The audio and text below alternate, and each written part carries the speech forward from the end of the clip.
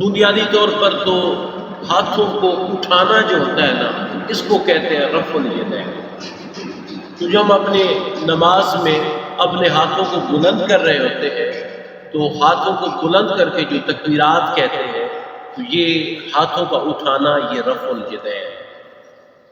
اس حوالے سے ابتدا سے ہی دو آراء ملی ہے۔ ایک رائے تو یہ رہی ہے، ہر زمانے میں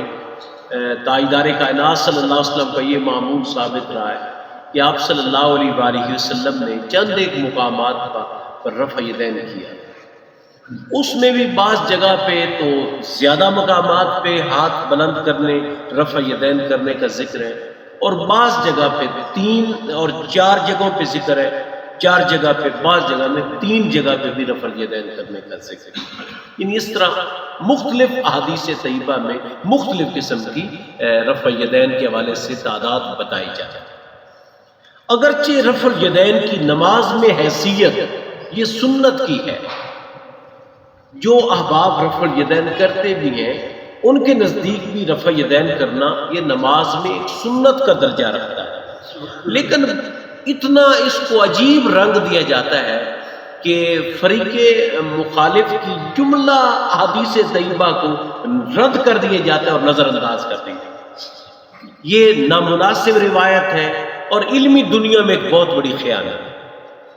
جن احادیث طیبہ سے آج میں آپ کے سامنے استدلال کرنا چاہتا ہوں، اس میں سے پہلی حدیث وہ ہے جس کو حضرت امام بخاری رحمۃ اللہ تعالی علیہ کے بھی شیخ حضرت عبداللہ بن زبیر، جن کو امام حمیدی بھی کہتے ہیں، وہ اپنی کتاب مسند حمیدی میں بیان کرتے ہیں۔ اس ابتدا میں یہ بتا دوں کہ یہ امام بخاری کے بہت ہی عظیم اساتذہ میں سے ہیں، اور حتیٰ کہ صحیح بخاری کی پہلی حدیث کا پہلا جو استاد راوی ہے امام بخاری کا، وہ بھی حضرت امام حمیدی رحمۃ اللہ۔ یہ اس حدیث طیبہ کو بیان کرتے ہیں، اور اس حدیث طیبہ کے حوالے سے میں ایک جگہ پہ پڑھ رہا تھا اور مصنف اپنی کتاب میں لکھ رہے تھے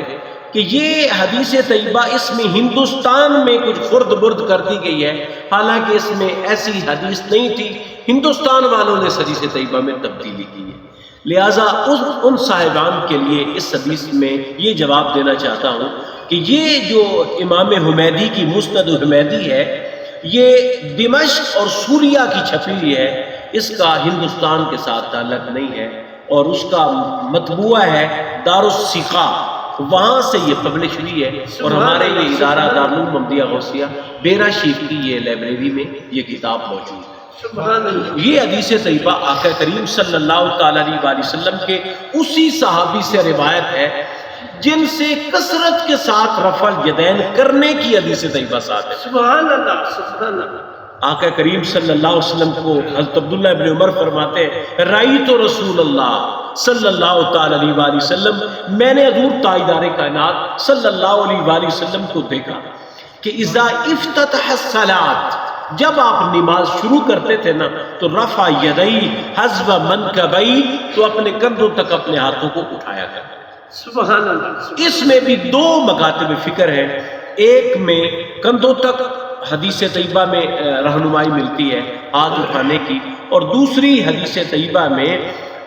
اپنے کانوں تک ہاتھ اٹھانے کی حدیث طیبہ ملتی ہے۔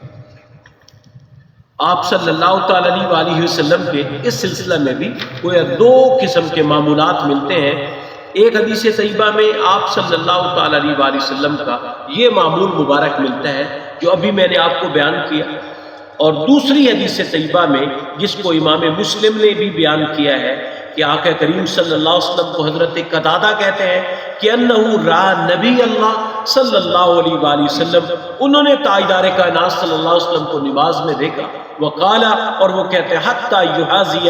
بہما فروع اذنی، کہ کانوں کی لوؤں تک آقا کریم صلی اللہ تعالی علیہ وآلہ وسلم نے اپنا ہاتھ مبارک اس انداز میں آپ صلی اللہ علیہ وسلم نے اٹھایا۔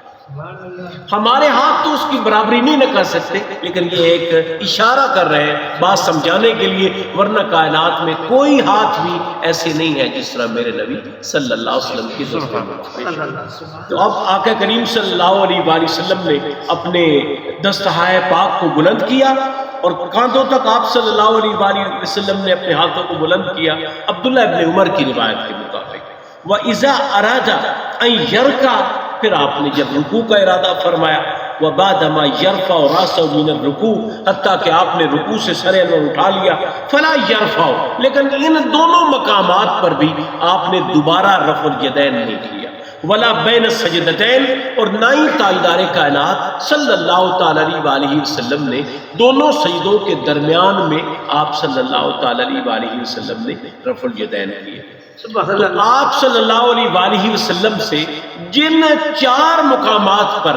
ایک زیادہ طور پر روایات کے مطابق رفع الیدین کا ثبوت ہے، ان میں ایک مقام تو واقعہ متفق علیہ ہے کہ پہلی بار اپنے ہاتھوں کو تکبیر تحریمہ کے وقت بلند کرنا اور رفع الیدین کرنا، باقی جو 3 مقامات ہیں، رکوع سے پہلے کرنا، رکوع کے بعد کرنا اور دونوں سجدوں کے درمیان کرنا، یا ایک جگہ پہ یہ بھی ہے کہ تیسری رکعت میں شروع ہونے سے پہلے وہ رفع الیدین کرنا۔ تو آقا کریم صلی اللہ تعالی علیہ وآلہ وسلم کے اس فرمان کریم کے مطابق، جس کو عبداللہ ابن عمر وہ صحابی بیان کرتے ہیں جن سے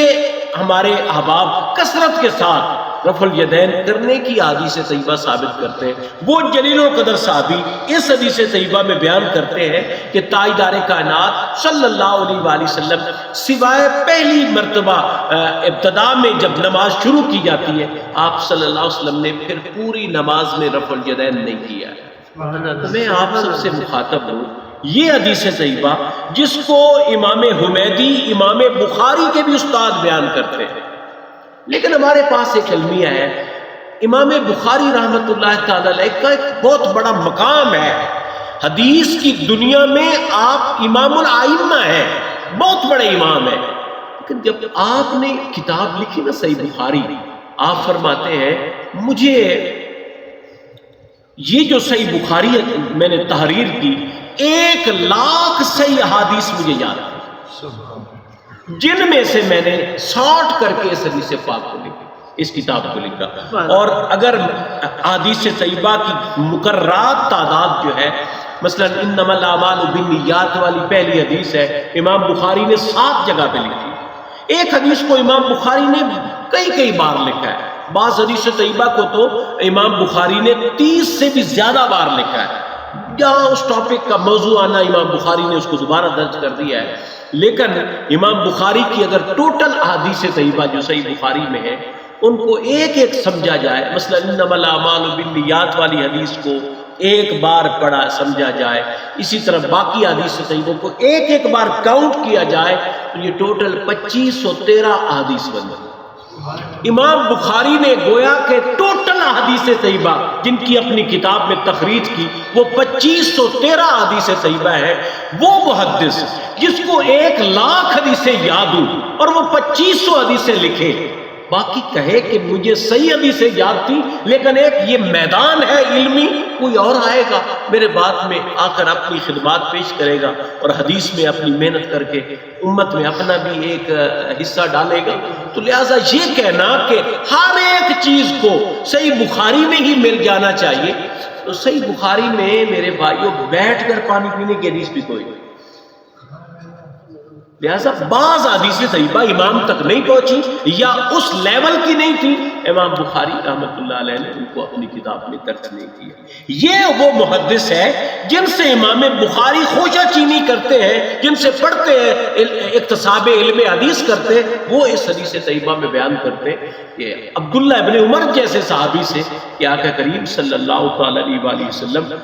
رفع الیدین نہیں کرتے تھے۔ اس حدیث پر میں پہلے بیان کر چکا ہوں، اور تو کسی صاحب کو اس کی سند پہ اعتراض کرنے کا تو موقع نہیں مل سکا، سارے راوی صحیح تھے، بس انہوں نے ایک یہاں سے یہی نکالی ہے بات کہ ہندوستان میں اس حدیث طیبہ کی کتاب پر زیادتی کی ہوئی ہے، لہٰذا ایک جگہ پہ انہوں نے خرد برد کی ہے، اس لیے میں نے یہ حدیث طیبہ ہندوستان کے مطبوعات سے نہیں پیش کی، یہ میں نے عرب کے مطبوعات سے پیش کی، اور جو شام سوریہ کا